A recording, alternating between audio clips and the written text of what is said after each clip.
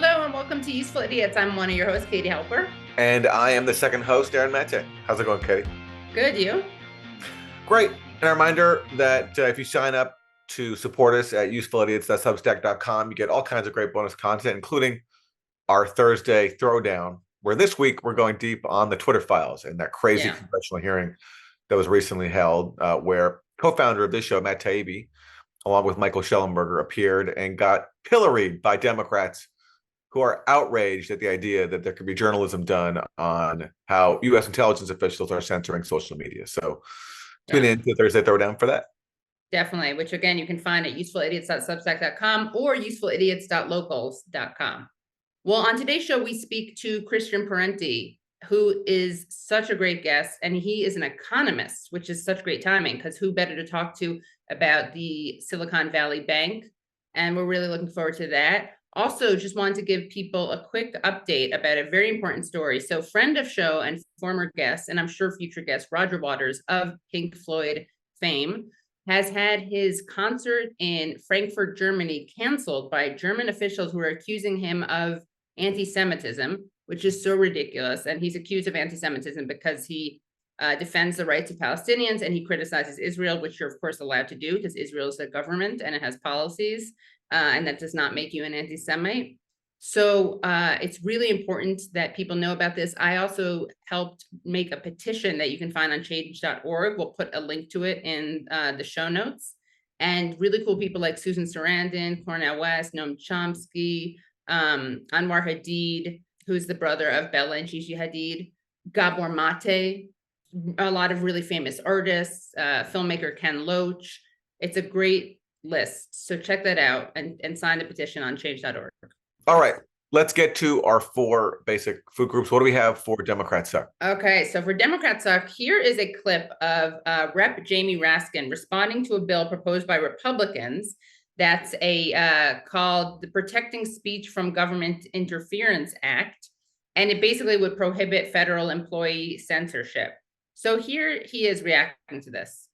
They're agnostic about, well, the truth and lies. Who knows what really happened? Who knows? Yeah, who knows? Well, they've got a perfect bill for you then. We call it the Putin Protection Act. That's what it is. The Putin Protection Act. Distinguished gentleman from New York explained Putin spent millions of dollars in 2016 to pump propaganda, electoral sabotage into our political system. He did. Every security agency in the country told us that. We got a bipartisan report from the Senate saying it. They're agnostic about it. When it comes to Putin, they see no evil, they hear no evil, none of it. No, but we know that it happened, okay? That's Putin's plan. Why? Putin cannot beat America politically. He can't beat us economically. He can't beat us militarily. Putin can't beat us philosophically. There's one thing he's got: the internet. Why? Because we're a wide open country. And so he says, let's take advantage of it. Let's go on their social media platform. We'll put people who oppose Putin on the internet in jail, which they do. If you send a tweet against Putin, you're going to jail. You put out a tweet against his filthy imperialist war, which some of them support in Ukraine. If you put out a tweet against that in Russia, you're going to jail. But he says, let's take advantage of America's openness. We'll take advantage of them, and we're going to put out propaganda. We'll lie about when the election is. We'll say it's on Thursday when it's on Tuesday. We'll tell people to go vote next week, whatever. And that's the genesis of this whole thing. We have our security agencies who alert social media, and they say they're putting up fraudulent information on your platform. And now they come forward and they say the Democrats are trying to, what? Tell the truth. Not Democrats, the government, our paid federal government agencies are trying to tell the social media when foreign malign actors like Russia and China and Iran are trying to interfere in our elections. That's what this is about. Putin Protection Act. They want Putin and Xi to run free over our platforms, and then they want to fine federal government employees thousands of dollars if they alert our government to what foreign malign actors are doing. And the whole justification for it is their silly obsession with Hunter Biden's laptop and this New York Post story, which was taken down by Twitter for one day, 3 weeks before the election, as an exercise of their private decision-making. Then Elon Musk buys Twitter, and he fires 6 journalists because they disagree with him. They've got no problem with that because, of course, it's a private entity. They can do whatever they want. If they want to fire journalists, they fire them. If they want to take a story down for an hour or a day, they can do that. And then they want to turn that into the basis for handcuffing the entire government of the United States so we can't protect ourselves against Vladimir Putin and President Xi. Give me a break. I yield back. You know, it's weird, unrelated to the content of what he was saying. And I know I'm going to offend some people, including the person I'm comparing him to, but you know who his voice kind of sounds like? I never realized it's Glenn Greenwald. Oof. I don't think Glenn would let it like that. I know, but doesn't it kind of sound like it? I don't hear it. No. I don't hear it when he talks normally, but I hear it when he's yelling. Huh. Him yelling sounds like Greenwald talking. Well, very different in their messaging because yeah, you'll never confuse the two of them once if you actually hear what they're saying. Yes. Because Raskin is being just an unhinged McCarthyite. First of all, he says so many false things. He says that Putin spent millions of dollars in 2016 to interfere in the election. He's referring to a Russian troll farm that in which U.S. government admitted that it had no evidence tying this Russian troll farm to the Russian government. But even if every piece of content from this Russian troll farm was personally authorized by Vladimir or personally written by Vladimir Putin himself, it'd be a joke if this came from the Russian government, because the part that people like Raskin never tell you is that all the content from this troll farm had nothing to do with the election, except for a really small percentage. And he talks about how they spent millions of dollars. They spent thousands of dollars on dumb Facebook ads and memes that nobody saw and that were barely about the election. There was a court filing in 2019 that concluded that just $2,930 of Facebook spending by the Internet Research Agency, this Russian troll farm, had to do with the election. $2,930. So Jamie Raskin spins that into Putin spent millions of dollars to influence our election. And he talks about all the intelligence agencies coming to this conclusion. That's not true either.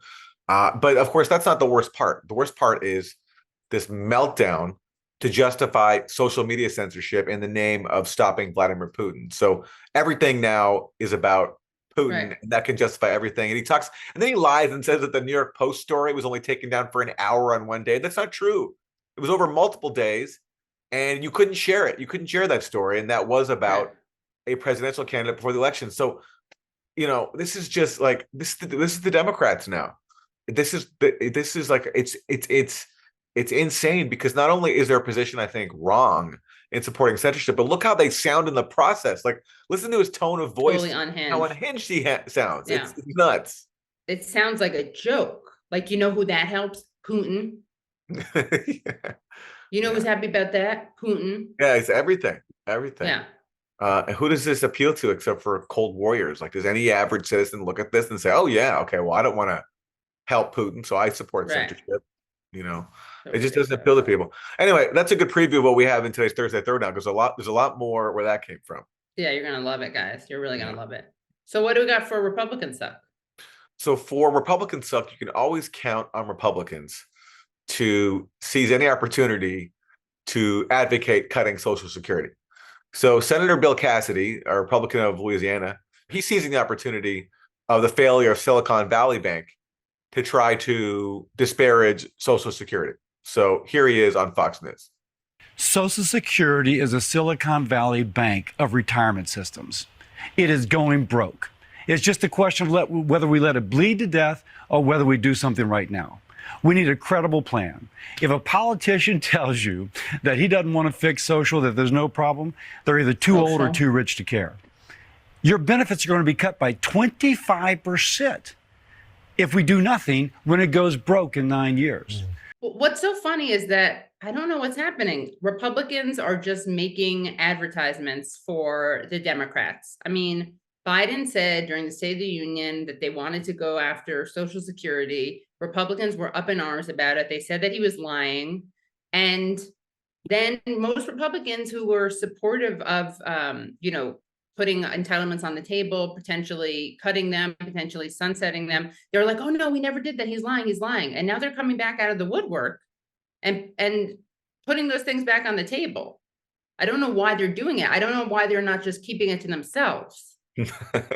They love to go after Social Security because the idea that like the principle of having a system in which vulnerable people are taken care of for their basic Right. needs.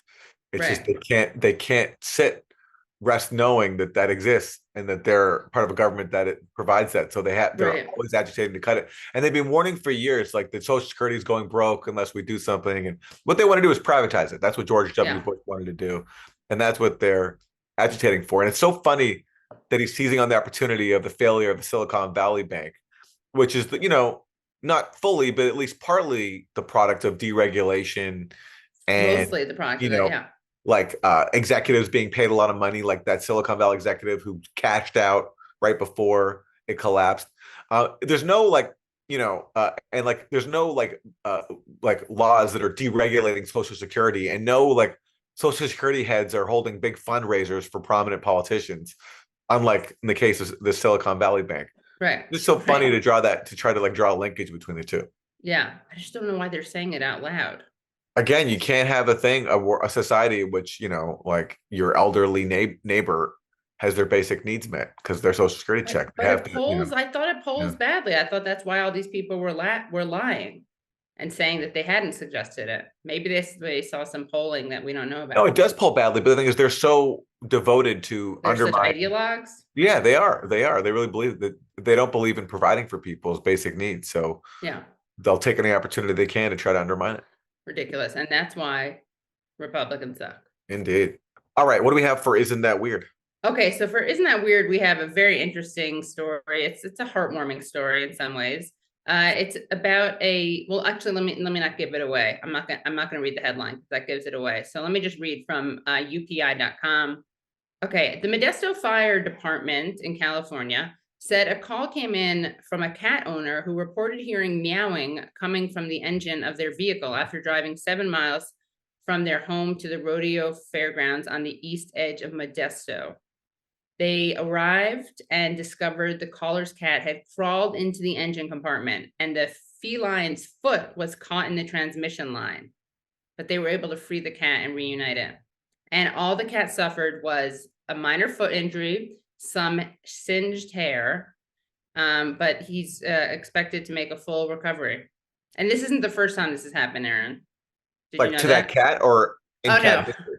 That would be terrible. If that had happened to that cat before, he would have had, well, they do have 9 lives, so I guess 2 lives wouldn't be that impressive. But firefighters in Oviedo, Florida, conducted a similar rescue in January when a kitten spotted wandering loose on a road fled into the engine compartment of a parked car. The rescuers ended up removing a wheel from the car to reach the kitten's hiding spot. So that's cute. I'm glad they saved him in both cases. But it's a little weird driving with a kitten in your engine. Absolutely. And that cat's a daredevil. It is a daredevil, yeah. Yeah. Or a scaredy cat. Or a scaredy cat. Yeah, Yeah. one of the two. Yeah. Well, thank God that cat's okay. Yeah. Isn't that cute? Isn't that weird? Cute? Yeah. Isn't that lucky? Yeah. All right. Well, speaking of animals, we have an animal themed Isn't That Terrible? And new developments in the ongoing quest to find out what is Havana syndrome, because what we know about Havana syndrome is what it's not, which was what we were told, which is that it was Cuba or China or Russia zapping U.S. officials with powerful microwave weapons. And that's been debunked many times, including most recently by the U.S. intelligence community. So there are ongoing efforts to find out what is this Havana syndrome that U.S. officials serving abroad claim has been giving them headaches and all that stuff. And now there's speculation that it was maybe just crickets, like in Cuba. But one way our U.S. government officials have been trying to get to the truth has been to hurt animals. And this comes from the Daily Beast. Check out this headline. U.S. military trying to give ferrets Havana syndrome report.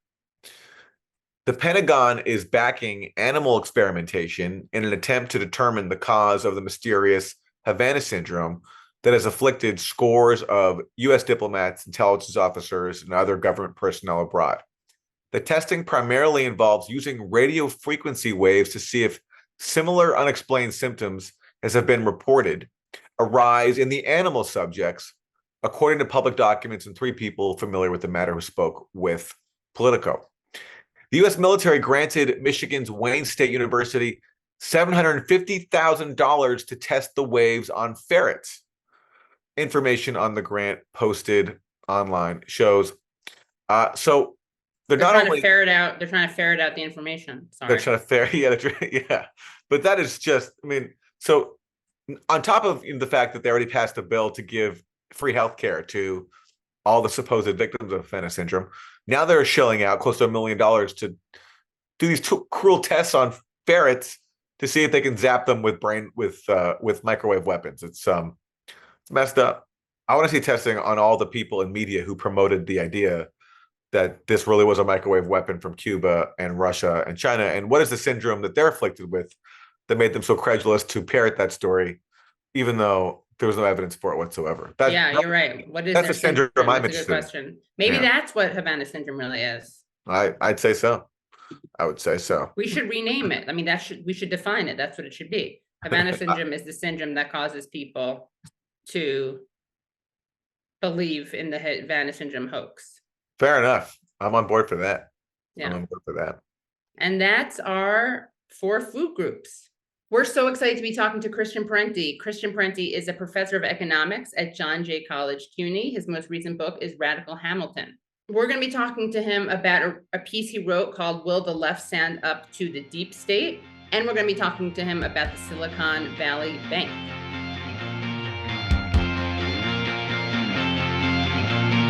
Welcome back, Christian. Thank you for having me back. It's nice to see you both. So we wanted to have you on to talk about kind of the left and why it should be standing up to the deep state. Spoiler alert, it's not. But we also want to talk to you because you are an economist about the Silicon Valley Bank situation. What are your thoughts on this, whether it's a bailout, how it compares to 2008, what should have been done and how it happened and why it happened? Okay, yeah. Well, I'm actually not formally an economist. I teach in an economics department, but I'm a geographer. But I'm a political economist. You're a political economist. Yeah. For us, you're an economist. Yeah. Thanks. Yeah. We want to have you on, Christian, because you're a geographer. So we want to have you on to talk about SVB as geographer. Yeah. Yeah. But what was your PhD in? What was your PhD in, actually? It was geography and sociology at the London School of Economics. Right. It was just co-supervised. I had one person in geography, one person in sociology. It was about cities. It was about the American political economy, and it was about the role of police repression in neoliberalism. But that was a long, long time ago. But in terms of SVB, I think whether it's a bailout or not is to really miss the point. It's definitely class war. And I have an article coming out maybe later today or tomorrow with Gray Zone on all of this. And I think at the underneath all the specifics, there's a very important point which links this to the COVID crisis.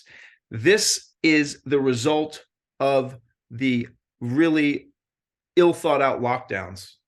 What the government did with these lockdowns was, on the one hand, crush the economy, and on the other hand, keep it alive with massive injection of low interest government debt. That low interest government debt was absolutely essential because of the lockdowns. You can't tell large parts of the workforce not to go home. To go home and then not expect the economy to suffer. So there had to be massive spending, and there were a lot of good things done in that spending. Actually, child poverty was reduced by half because of the increase in the length of unemployment payments and the increase in the amount of unemployments and the stimulus checks, right? And there's also the Paycheck Protection Program. There's a provider relief fund, $178 billion to keep hospitals afloat, which were in the exact same position because they were told by state governors in their lockdowns to basically clear the decks and keep everything that wasn't COVID related out, which meant that many hospitals went into financial crisis. You basically had some hospitals that were overwhelmed with COVID and others that were totally empty. So they needed this money.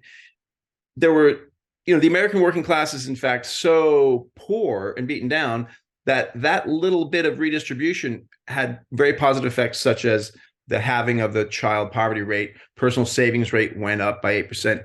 But the combination of people, of massive amounts of purchasing power being injected to the economy at the same time that production and distribution are being hammered, led to inflation.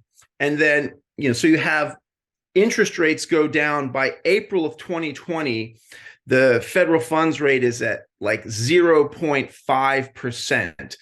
Treasury bonds are being sold at around the same rate. Man, it's like 0.7% on 2-year Treasury bonds.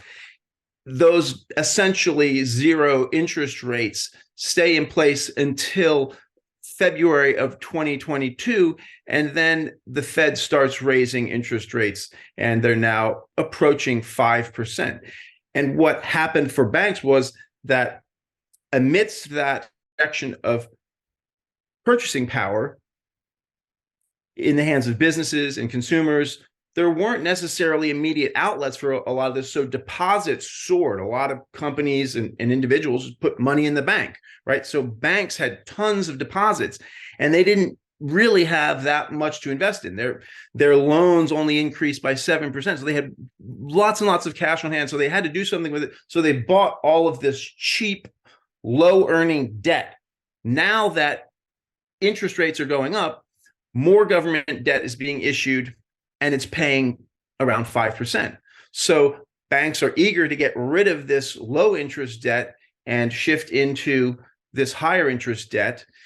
As interest rates go up, borrowing becomes more difficult. So firms that had banked a lot of money are increasingly drawing down their deposits. Trump also changed the rules that allowed banks to have smaller cash reserves. So SVB found itself in a situation where it didn't have enough deposits to cover its bills, and it started to sell this low interest debt that it had. It started dumping it at below face value, and it lost almost $2 billion doing that. When they announced this loss, it was like $1.8 billion, I think. When they announced that loss, then its stock dropped by 60%.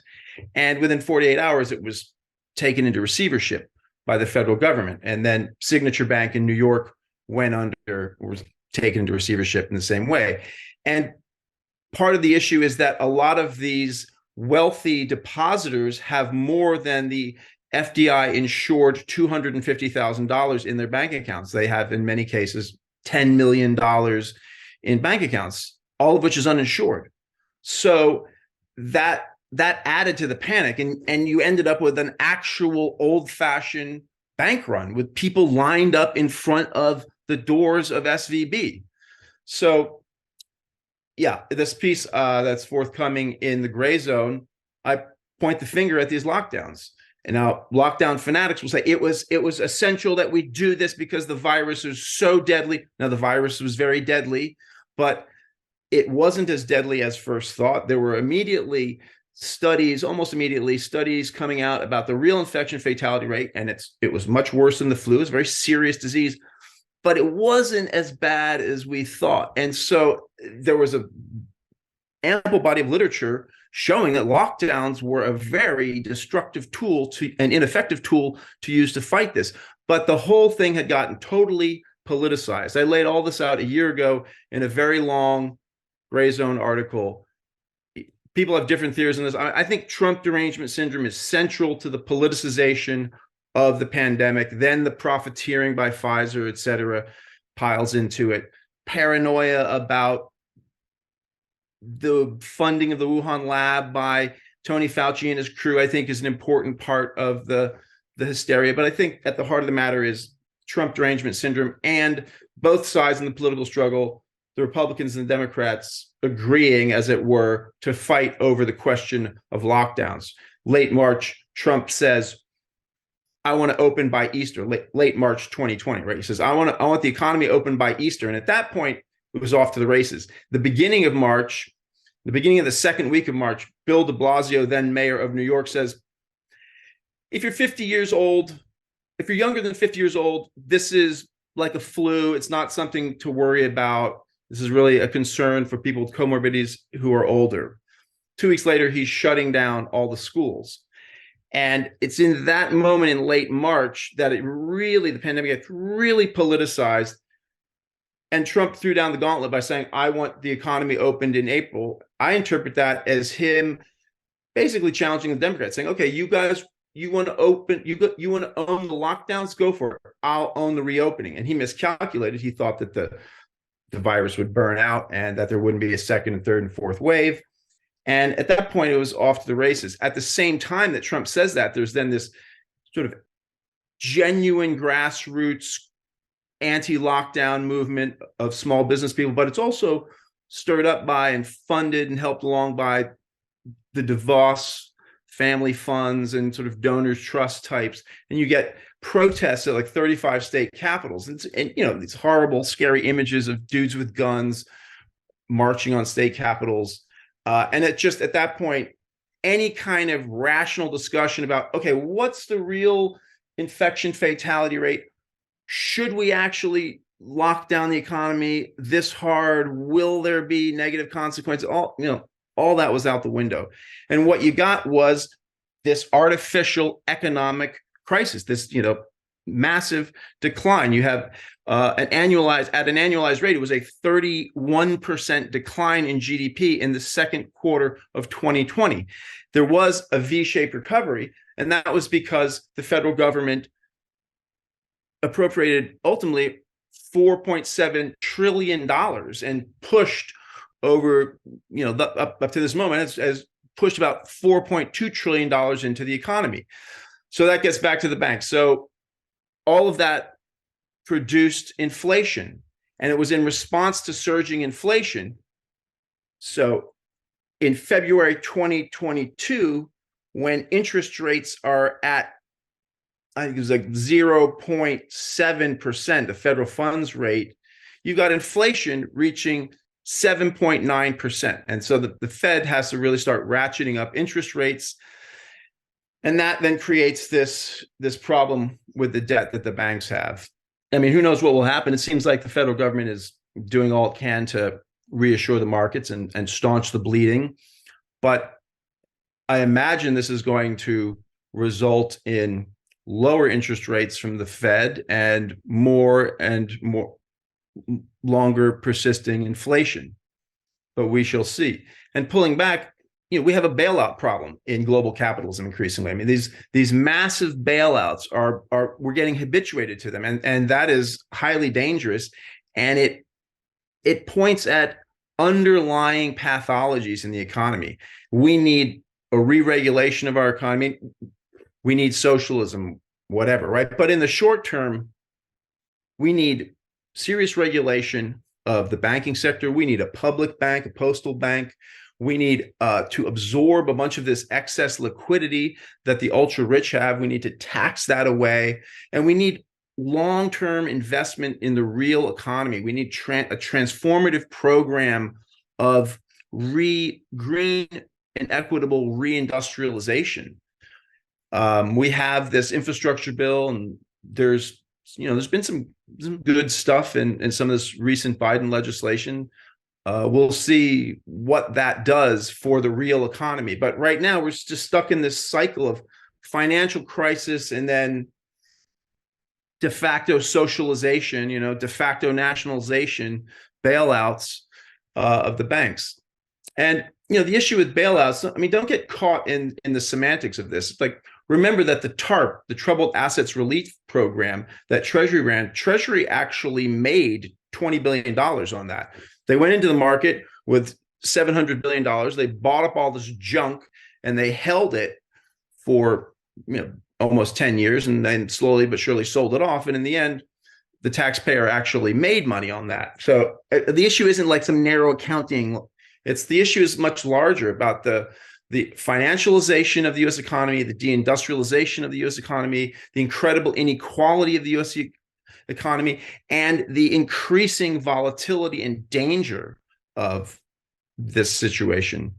What about the fact that the lobbies for SVB actually pushed for the kind of deregulation that allowed this in some ways to happen?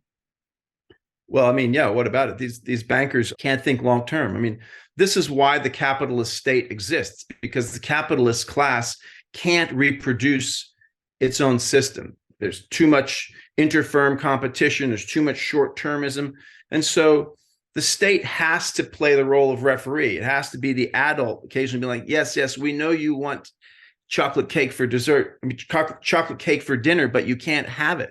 Yeah, you have to eat your vegetables, then you can have chocolate cake. I mean, the banks would like to have zero requirements for cash reserves, and they would like a program that would just guarantee any losses. I mean, and that's what they're getting at the moment, right? It's short term, but the federal government is saying that it's going to make all the depositors in these banks whole, and that's to prevent further bank runs. I mean, it's a hostage situation, as one financial analyst put it. And I mean, it is. You can't say, well, the banks are corrupt, the banks are greedy, F them, let the whole thing go down the drain, because we all go with it. The whole economy goes with it, right? So the problem requires a longer project of reconstruction.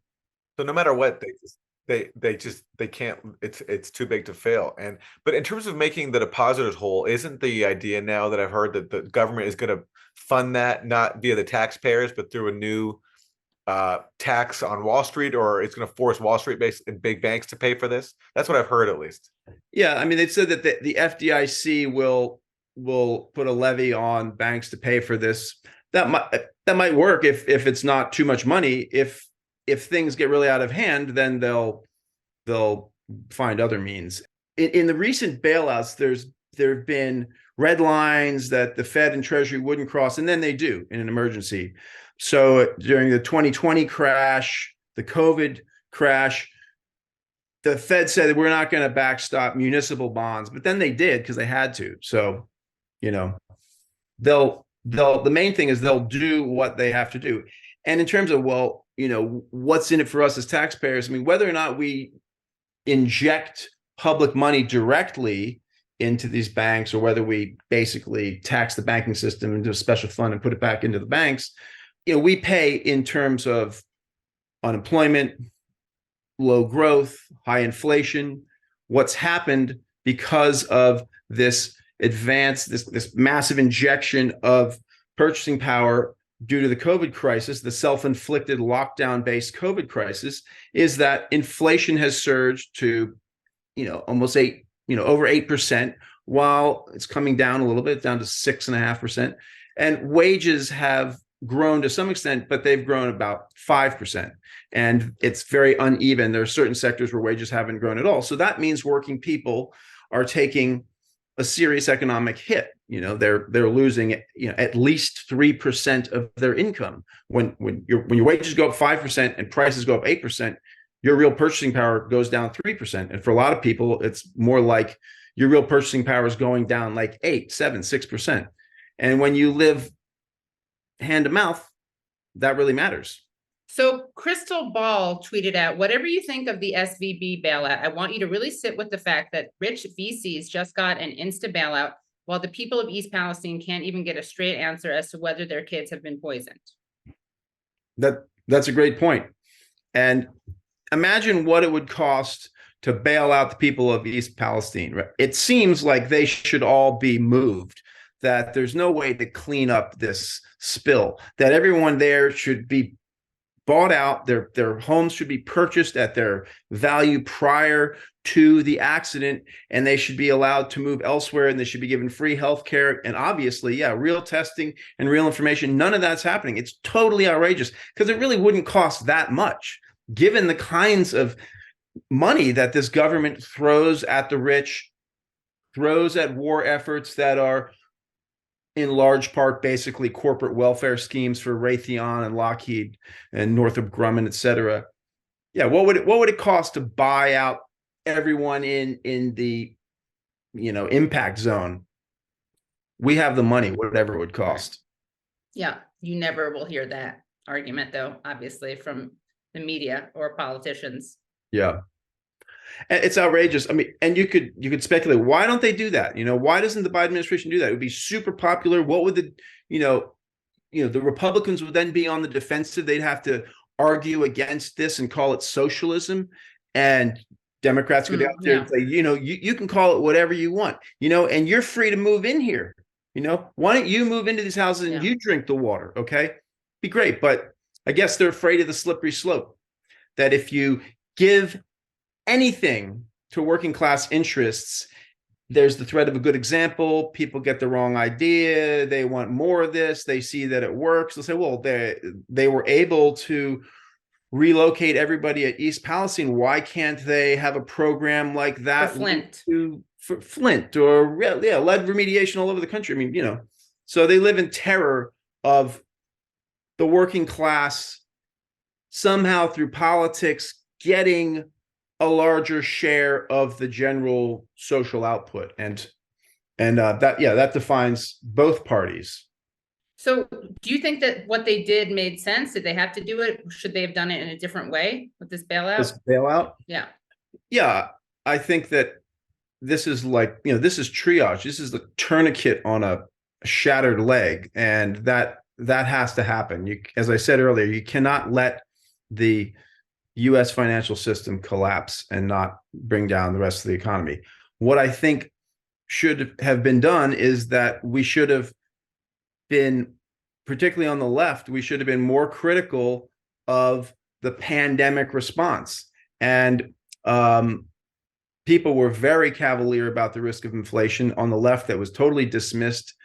Modern monetary theory momentarily seemed to be in the saddle, and it was not out of the question at all to think, wait a minute, injecting this much purchasing power into the economy at the same time that you're telling people to stay home from work and scaring people so that they want to retire if they can. I mean, this is going to constrict supply chains, and that's, there's going to be more demand and less supply, and that's going to send prices up. And that's exactly what happened.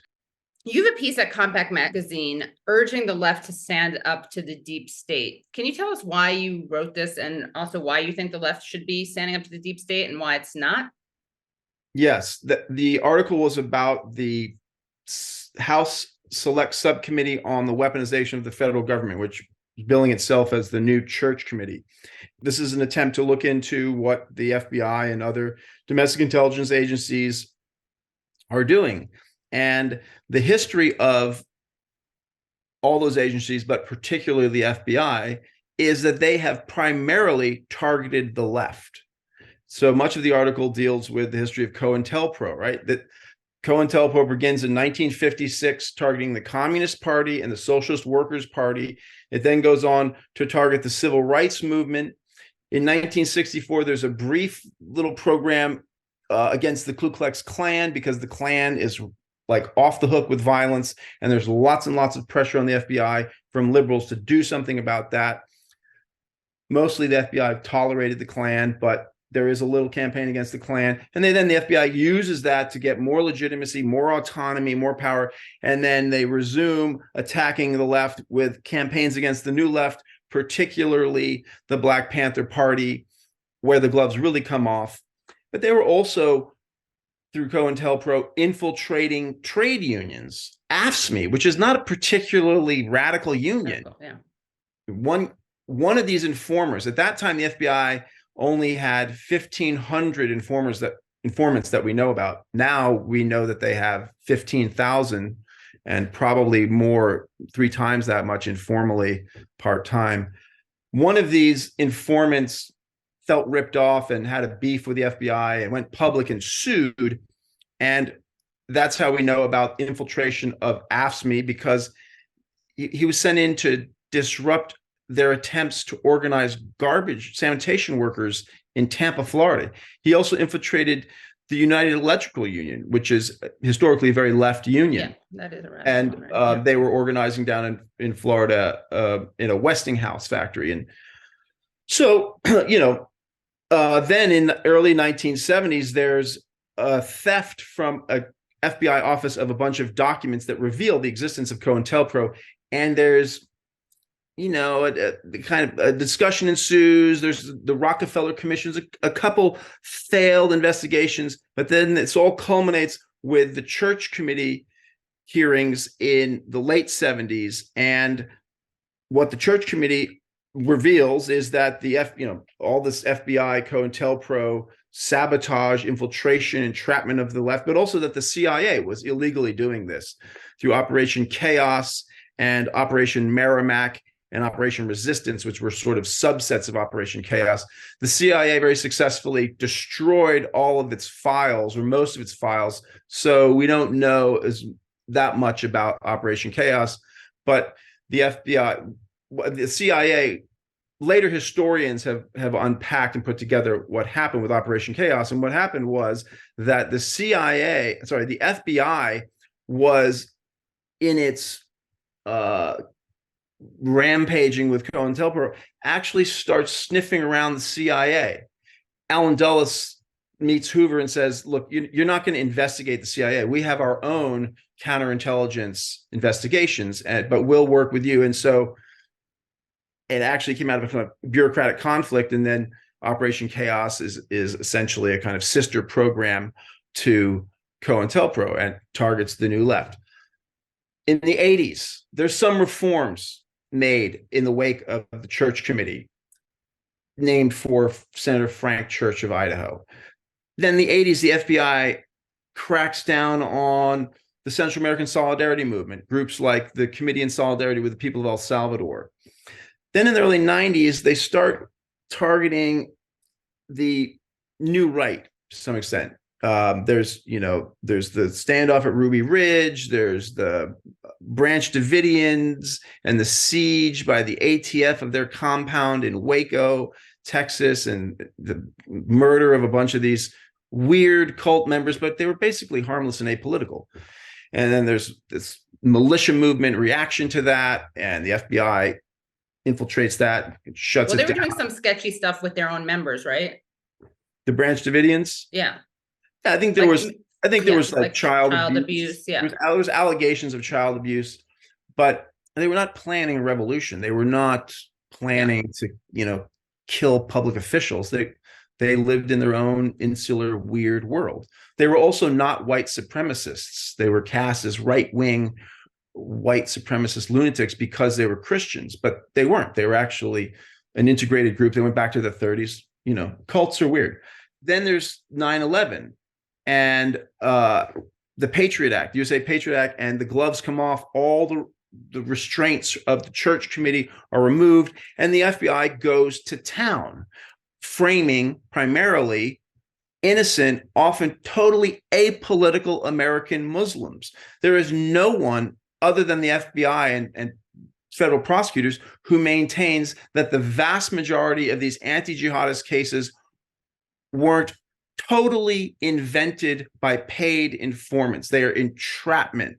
They are the crimes that are alleged that people go to jail on conspiracy for would not have occurred in the vast majority of cases had it not been for these entrepreneurial FBI infiltrators terrorizing these innocent people. So the point to be drawn from all this, and along the way, the FBI is always collecting compromising material on the political class. That's how J. Edgar Hoover builds this giant agency, which has no charter, out of a desk, the bureau, within the Justice Department. So now these MAGA Republicans are pissed off because there's evidence, and I think it's quite credible, that the FBI has targeted them and infiltrated their movements. The Gretchen Whitmer kidnapping plot, that was very much the result of over a dozen FBI informants infiltrating this group, the Wolverines, who, not to put too fine a point on it, are a bunch of weird losers, right? And the informants were in constant contact with a bevy of FBI agents, and they let this whole kidnapping plot go as far as it could, right? I mean, they did a lot to gin it up, and so the right is freaked out about that. They are very suspicious about the fact that the Proud Boys and the Oath Keepers were heavily infiltrated by the FBI. The national chairman of the Proud Boys, Enrique Tarrio, had for 10 years been an FBI informant. And he'd worked on cases involving immigration, on drugs, on the fencing and relabeling of stolen diabetes tests. I mean, all sorts of stuff, right? And this guy's in charge of the group. And he tells Reuters that, I routinely tell the police forces about what the group does. So, the right wing is suspicious of this. They're the top investigator for the January 6th committee hearing said that there was no intelligence failure. There was a failure to act on intelligence. So all of these agencies were collecting evidence and they were sending it up the chain of command. The Capitol Police had their own intelligence work being done, looking at social media and who knows what else. And they were reporting up the chain. They were saying, these people, some of them are going to be armed. They're going to come after Congress. Congress is going to be in session. Mike Pence is going to be there. This is all at least 2 weeks before the event. And they say, we think there needs to be proper security. There isn't proper security. Yeah, why is Most that? leftists I know say, well, that's just, bureaucratic snafus. I think there needs to be an investigation. It's kind of hard to believe that it is just bureaucratic snafus. Why do you think it is, though? If it's not, I don't think it's bureaucratic snafus. What do I think it is? What do you think it is? I think it was FBI infiltration. I think that Trump derangement syndrome is really out of control. And this relates to another article that Aaron and I talked about on another show, which is about Trump's foreign policy. I think that Trump basically gave the rich most of what they wanted in terms of deregulation and tax breaks. But on the foreign policy front, the guy was a total vandal. He attacked American empire in very dangerous ways. He didn't do it because he's some sort of anti-imperialist. Right. He did it because he's got this crass, short-term transactional sensibility. He did it in ways that are totally contradictory and haphazard. But if you look at his record of, with trying to withdraw a third of all the troops from Germany, military science holds that in combat, if a unit loses a third of its troops, it becomes combat ineffective. The 40 military installations in Germany that house U.S. personnel are not just foot soldiers, waiting for a Russian attack. And that's the central hub of a high-tech system that covers the whole region. AFRICOM is based in Germany. So, he wanted a third of the troops out of there. He get a quarter of the troops out of South Korea. He takes all the special forces out of Somalia. He withdraws troops from Syria, moves them over to where the oil is. He's just like wreaking havoc. And I think that for elites, political elites, this guy was seen as a real danger. Put yourself in the position of someone high up in the FBI or the State Department. If you really thought that America was a force for good, that it was the indispensable and vital state within the international system, would it not be your duty to prevent this guy, Donald Trump, from being reelected? So I would not dismiss the idea that there was an element of rope-a-dope and that they had these groups infiltrated, and they were like, well, let's not be too heavy with the security of the Capitol. Let these freaks show themselves to the world so that we can really just snuff this guy's political chances out, right? So that's what I suspect, but I don't know. Where I agree with you about Trump is certainly the national security state hated him.